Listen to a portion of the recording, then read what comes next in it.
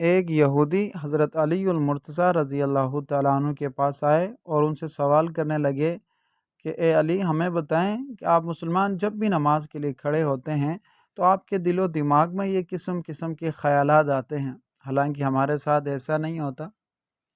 تو علی المرتضیٰ رضی اللہ تعالیٰ عنہ نے ارشاد فرمایا کہ ایک چور کے سامنے دو دکانیں ہوں اور ایک دکان سونے سے بھری ہوئی ہو اور دوسری دکان بالکل خالی ہو، تو آپ مجھے بتائیں کہ چور کس دکان پر ڈاکہ ڈالے گا؟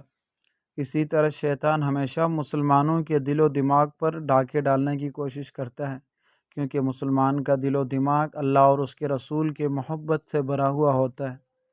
آپ لوگوں کے دل و دماغ پہلے سے اللہ اور اس کے رسول کے محبت سے خالی ہے۔ شیطان کو آپ کے دل و دماغ کے ساتھ کیا کام؟ وہ ہمیشہ مسلمان کو نیک کام سے بھڑکانے کی کوشش کرتا ہے۔